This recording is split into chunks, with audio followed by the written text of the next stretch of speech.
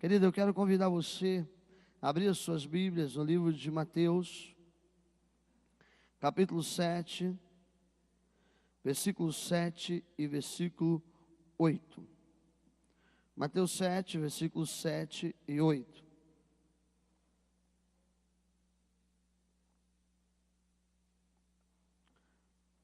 Nós temos pensado sobre oração,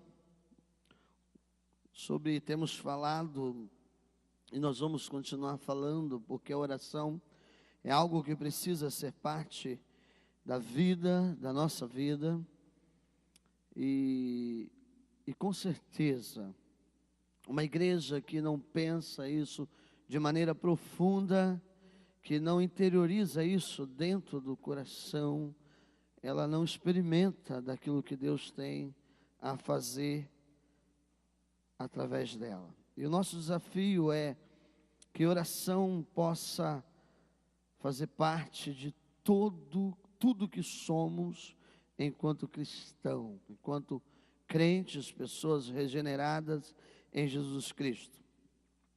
Nós caminhamos por algumas histórias do Antigo Testamento e falamos sobre algumas pessoas que viveram em situações adversas de suas vidas, pessoas que viveram em situação de dificuldade, mas que buscaram na oração a solução para os seus problemas, buscaram resposta para suas necessidades, e a Bíblia nos revela que o Senhor ouviu as orações dessas pessoas. Destacamos no início quando começamos a falar sobre esse tema, que um dos princípios da oração, tanto no Antigo quanto no Novo Testamento, livro de 2 Crônicas 7,14, diz que um dos princípios da oração é a confissão, necessidade de confessarmos os nossos pecados diante de Deus. 2 Crônicas 7,14 vai dizer que quando nós confessamos, quando nós nos colocamos diante dele, ele é fiel e justo para nos perdoar, para nos purificar das nossas iniquidades. Estou confundindo dois textos, né? Se nós confessarmos nosso pecado ao Senhor, o povo que se chama pelo nome dele, se colocar, reconhecer os seus maus caminhos, ele olhará do céu e responderá às nossas orações feitas neste lugar. Também vamos encontrar a menção da necessidade de confessarmos nosso pecado, para que o Senhor nos santifique na oração do Pai Nosso. No livro de Mateus e Lucas também vai trazer isso. E nós queremos continuar pensando em oração, porque a oração é a chave da vitória. A oração é, sem dúvida nenhuma, um ponto da vida nossa com Deus, do nosso relacionamento com Deus. E eu gostaria de convidar você hoje a ler Mateus 7, versículos 7 e 8. Diz assim a palavra do Senhor: peça e lhes será dado, busque e encontrarão, batam e a porta lhes será aberta, pois todo o que pede recebe, e o que busca encontra, e aquele que bate a porta será aberta. Amém? Pai, essa é a tua palavra, ministra sobre as nossas vidas nesta noite, em nome de Jesus, amém e amém. Querido, talvez esse seja um dos textos que mais confirme tudo que nós falamos até agora. Talvez seja esse o texto que possa testificar tudo que nós estamos tratando, tudo que nós estamos conversando nesses últimos dias sobre oração. Porque aqui há 3 promessas para as nossas vidas. A primeira promessa é que quem busca, encontra. O texto diz que quem busca, encontra. Quem pede, recebe. E aquele que bate, a porta será aberta. E é interessante pensarmos e olharmos para esse texto e destacarmos pontos fundamentais dentro dessa palavra, dentro dessa narrativa do livro de Mateus, onde Mateus aqui traz a palavra do próprio Jesus para os discípulos, para aqueles que estavam em volta deles. E parece que esse é um texto que muito nos anima, muitos se empolgam com ele, porque quando falamos quando olhamos para as promessas aqui que dizem: quem pede, recebe; quem bate, a porta será aberta; quem busca, encontra. Isso deixa algumas pessoas assim, alvoroçadas, entusiasmadas, porque muitas vezes nós estamos buscando alguma coisa, muitas vezes nós estamos pedindo, e muitas vezes nós estamos querendo encontrar resposta para muitas coisas. E esse é um texto que para muitos é empolgante, e deve ser, porque isso nos leva a entender as promessas de Deus para aquele que ora ao Senhor. Só que eu quero também pensar uma coisa e destacar uma palavra que está no livro de Tiago, capítulo 4, versículo 2 e 3. Quando a palavra de Deus diz que desejamos muitas coisas, mas não conseguimos; almejamos muitas coisas, mas não adquirimos; sonhamos com muitas coisas, mas não conseguimos. E parece que quando eu pego a palavra de Mateus com a palavra de Tiago, vira uma confusão, porque se o texto está dizendo em Mateus que aquilo que eu peço eu encontro, aquilo que eu busco eu acho, a porta que eu bato será aberta para mim, por que é que Tiago está dizendo que muitas vezes nós queremos, mas não conseguimos, desejamos, mas não alcançamos? E aí Tiago traz uma fala no versículo 3, que diz assim: quando nós pedimos, na maioria das vezes, ou quando nós não somos ouvidos, nós pedimos de maneira errada. Nós pedimos de maneira errada. E é interessante que Tiago vai dizer que é errado, porque na maioria das vezes nós pedimos para satisfazer um desejo da nossa humanidade. E quando ele está falando dessa humanidade, de uma humanidade pecadora, que busca interesses nas coisas deste mundo. Tiago vai dizer, abra sua Bíblia, no livro de Tiago, capítulo 4. Veja o que Tiago vai dizer para nós a respeito da oração. Abra sua Bíblia aí. Tiago, capítulo 4.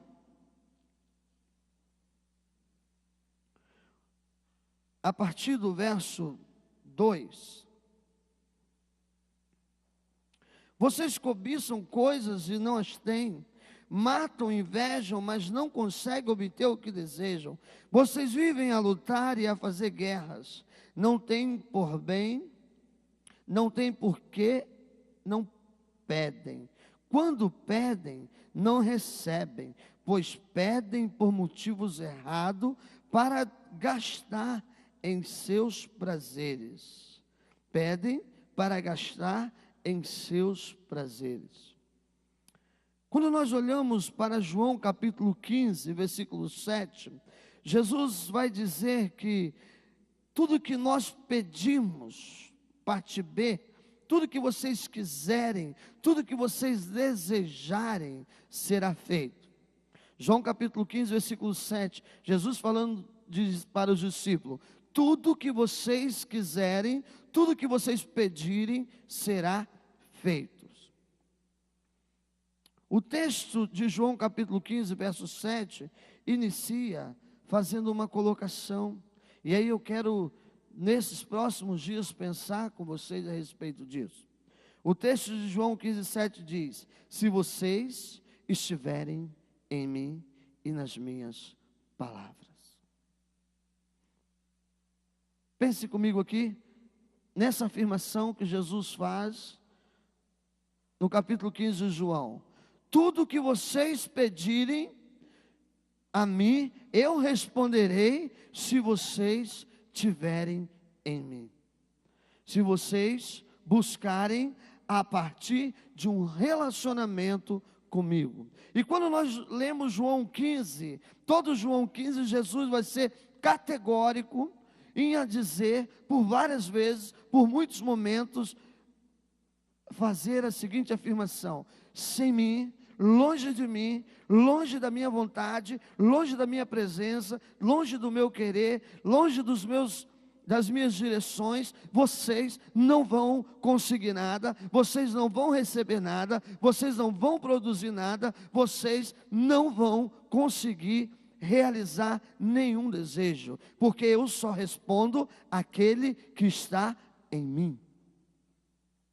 E querido, diante disso, eu preciso voltar para o texto que nós lemos de Mateus.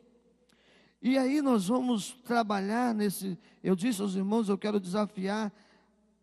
me desafiar e desafiar você a estar presente, porque eu quero pegar esse texto de Mateus 7, versículos 7 e 8, quando Jesus está dizendo que aquele que busca, encontra, aquele que pede, recebe, e aquele que bate, será aberto, a partir do Sermão do Monte.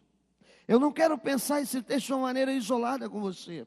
Eu não quero trabalhar esse texto e essas promessas aqui de maneira isolada. Eu quero pensar com você essas promessas a partir do Sermão do Monte, a partir do momento em que Jesus começa a conversa, a partir do momento em que Jesus começa o diálogo com os seus discípulos e com aqueles que estavam dando em volta dele.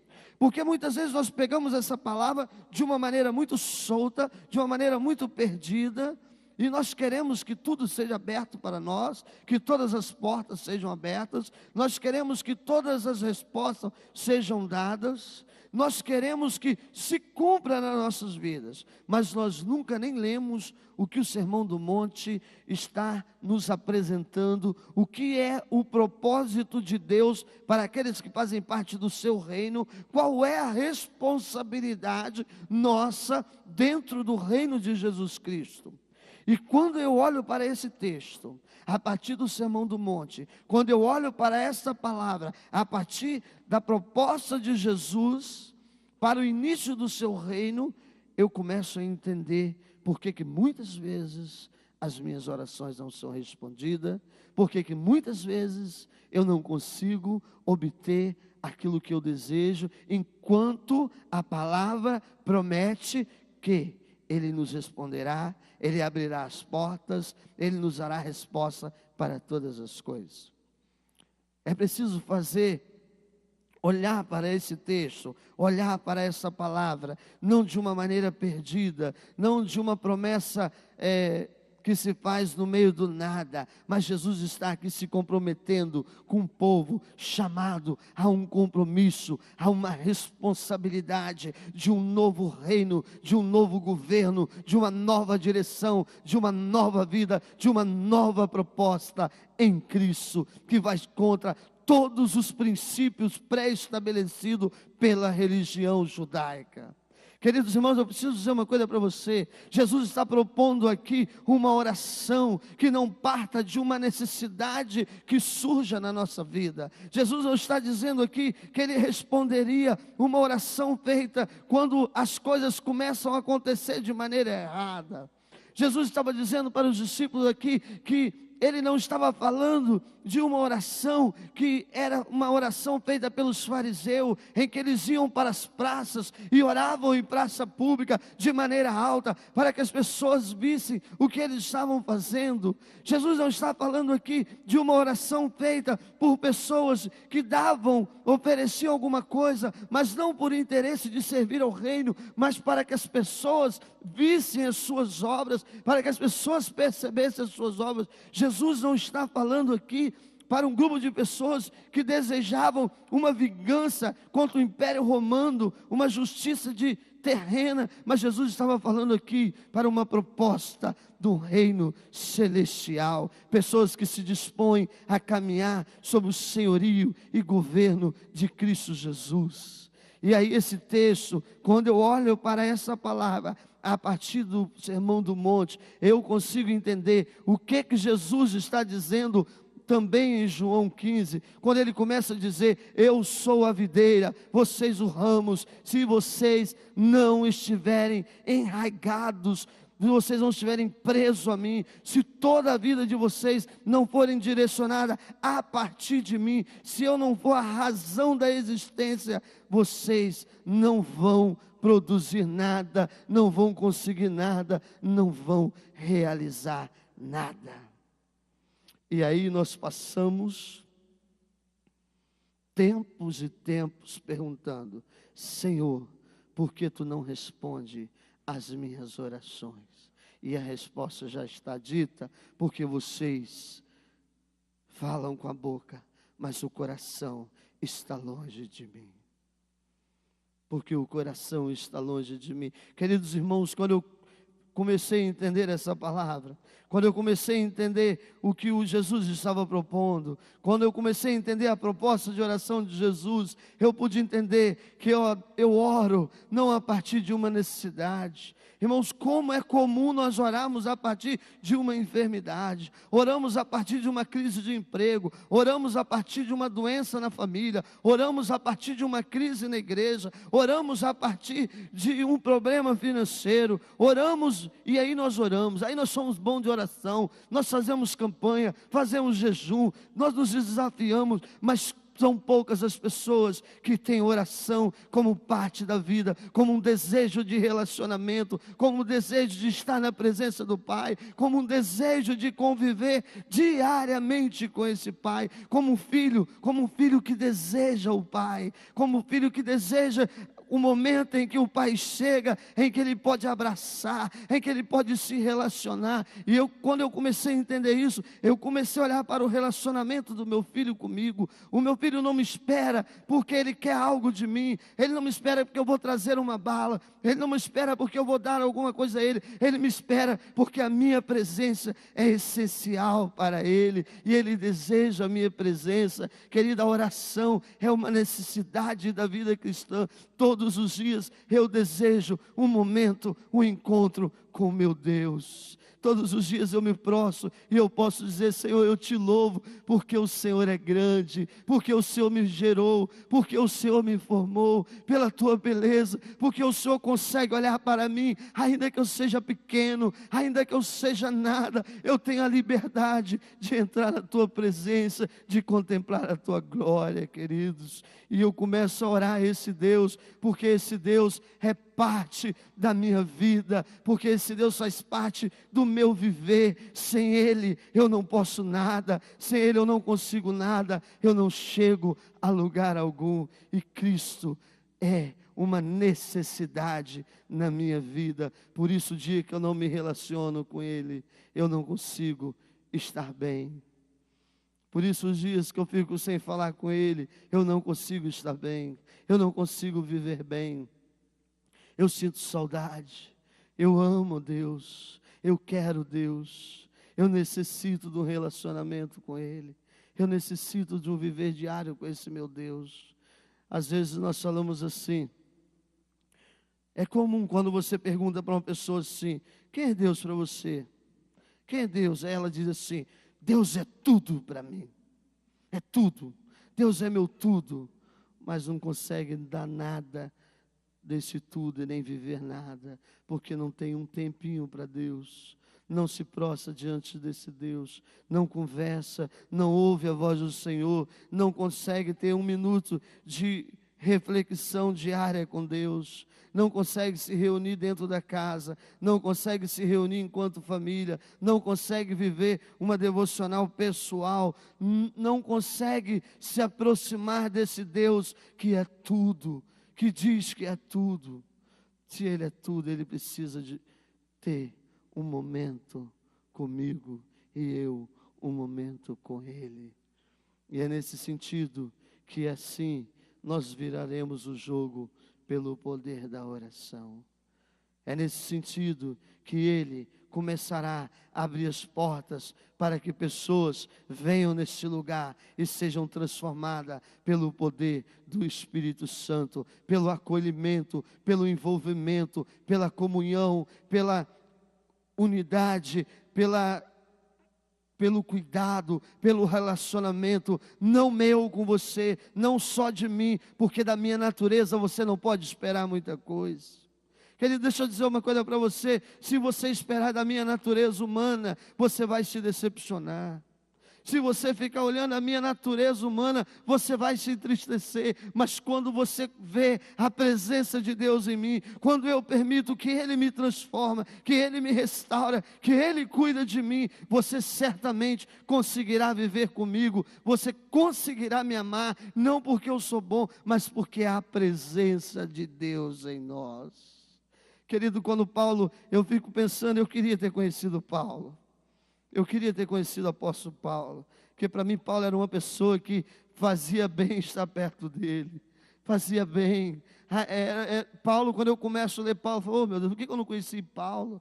Paulo era um cara simples de palavras, um cara direto, um cara que não media suas palavras, um cara cheio de entendimento, cheio de revelação, cheio de conhecimento de Deus, mas um cara que se dizia: olha, eu não sou nada, eu sou pequeno, eu sou fraco, eu sou pecador, eu sou falho, e isso é santidade, isso é vida de comunhão com Deus. Querido, às vezes nós achamos que ser vida de santidade é dizer: eu sou bom, eu sou perfeito, eu sou o cara, eu não peco, eu não erro, eu consigo, estou um nível acima. E aí quando nós vamos para a palavra de Deus, quando eu começo a ler os escritos de Paulo, eu vou entender que ser santificado, ser santo, é dizer: eu sou pequeno, de mim mesmo vocês não esperam nada, porque aquilo que eu quero fazer, eu não faço, e o que eu não quero, isso eu faço. Miserável homem que sou. Essas são as palavras do apóstolo Paulo, porque Paulo entendia que ser santo é reconhecer as nossas fraquezas, as nossas imperfeições, e ainda assim dizer: mas eu amo o Senhor. Olhem para a minha vida e me imitem, porque eu amo a Deus acima de todas essas coisas. Eu amo a Deus acima de tudo isso. Paulo dizia, querido, Paulo quebrava um paradigma que hoje está sendo colocado no meio da igreja. Muito triste. Quantos são os crentes que dizem: não olhem para a minha vida, não olhem para mim, olhem para Cristo. Não olhem para a minha vida, olhem para Cristo. Paulo era ousado, ele dizia: olhem para mim e vejam Cristo em mim. Sejam meus imitadores, assim como eu sou de Cristo. Deixa eu dizer uma coisa para vocês: não tem como ver Cristo se não for através de mim e de você. Não tem como nós vemos Cristo nas árvores, no teclado, no piano. Cristo está em mim. Vocês são a minha casa, local de habitação de Deus. Vocês são morada de Deus, porque eu não habito em templos feitos por mãos humanas. Eu não habito em templo feito por mãos humanas, mas não sabeis vós que vocês são templo do Espírito Santo de Deus? Por isso Cristo precisa ser visto através de mim. Eu preciso refletir a glória de Deus com as minhas ações, com o meu falar, com o meu posicionar, com tudo que eu faço. Cristo precisa ser revelado para a minha família, para os meus filhos, para os meus vizinhos, para a minha sociedade. Eu gosto, quando eu olho para o Antigo Testamento, que Deus, que sempre ia se apresentar a alguém, Ele dizia: eu sou o Deus de Isaac, eu sou o Deus de Abraão, eu sou o Deus de Jacó. Sabe por que Deus dizia isso? Porque Ele sabia que aquelas pessoas refletiam a sua glória. Eu fico pensando, Se Deus tiver que se apresentar para alguém e dizer: eu sou Deus, o pastor Ronaldo, qual é a reação que vai produzir na vida das pessoas? Eu preciso pensar isso. Imagina se Deus dissesse assim: eu sou o Deus do Fabrício, eu sou o Deus do Naldo, eu sou o Deus do Pedro, eu sou o Deus do Getúlio, eu que estou aqui diante de você para trazer algo de bom, eu sou o Deus do Luiz, do Emerson. Qual é o impacto que isso produziria na vida das pessoas? Deus precisa ser visto através da minha e da sua vida. E isso só vai acontecer quando, através de uma vida de oração, nós vivemos uma plena intimidade com Deus, de maneira que Ele venha fazer parte do nosso ser, da nossa vida, do nosso caminhar. Por isso, lembre, a oração não é um refúgio para aqueles que estão com medo, para aqueles que estão perdidos mas a oração é uma oportunidade de você se relacionar com Deus que te amou desde a fundação do mundo. E a partir desse relacionamento, você pode sim confiar, você pode se entregar, você pode saber que Ele está cuidando de você. E as portas que estiverem abertas as portas que estiverem fechadas serão abertas diante de você, porque Ele é Deus, e Ele é Deus que cumpre as suas promessas. Eu quero que você abaixe sua cabeça e fale com Deus. Quero que você abaixe sua cabeça e se coloque diante de Deus. E nós vamos, semana que vem, continuar pensando sobre a oração a partir das bem-aventuranças, onde a igreja é chamada a um compromisso com o reino de Jesus Cristo. Queridos irmãos, você já se perguntou quando você parou para orar, por que você orou? Às vezes nós começamos orando: Senhor, guarda meu dia, me livra de acidente, me livra de morte, me livra de investidas de Satanás. Às vezes nós oramos falando assim: Deus, cura fulano que está doente, me cura, Deus. Mas quantas vezes você orou e disse: Senhor, como é bom, Jesus, como é bom estar na tua presença. Quantas vezes você já investiu tempo dizendo assim: Senhor, como é gostoso sentir a tua presença. Como é gostoso, Pai, parar e ver a glória do Senhor sobre a minha vida.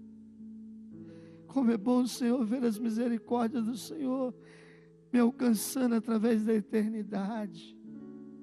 Como é bom, Jesus, como é bom andar na certeza que o Senhor é presente comigo, que o Senhor tem cuidado de mim, ainda que eu seja um homem falho, ainda que eu seja pecador. Pai, eu louvo pela tua grandeza, porque tu és Senhor dos senhores, Deus acima de todas as coisas. Mas ainda assim o Senhor me viu perdido, desamparado, e o Senhor me amou, Pai. O Senhor não apenas me amou, mas o Senhor se entregou na cruz por mim. Queridos, essa é uma oração de louvor, de adoração a Deus, que poucos de nós temos feito. Poucos de nós temos louvado a Deus pelo aquilo que Ele é, não pelo aquilo que Ele vai nos dar. Deus quer encontrar um coração grato a Ele. Deus quer encontrar uma igreja que o celebre, porque Ele é a vida.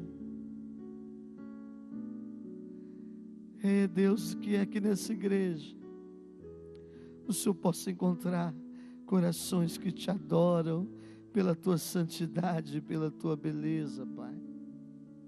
Ainda, Deus, que o teu reino, ainda que seja um caminho estreito, Pai, ainda que aquilo que o Senhor nos propõe não é o que nós queremos, porque o nosso desejo, ó Deus, a nossa natureza, O nosso natureza de pecado produz um espírito de vingança dentro de nós, de inimizade, de contenda, de ódio. Mas o Senhor nos desafia a amar os nossos inimigos, Pai. O Senhor nos desafia, Senhor, a abençoar os que nos perseguem. E eu quero estar nesse caminho estreito, porque não há coisa mais preciosa, Jesus. Faz-nos entender isso, faz-nos entender como igreja. Faz-nos entender como igreja, Pai. Faz-nos entender o Teu reino. Faz-nos entender a Tua vontade. E nos ajude a abrir mão de tudo que queremos, de tudo que desejamos, para experimentar o melhor do Senhor sobre as nossas vidas.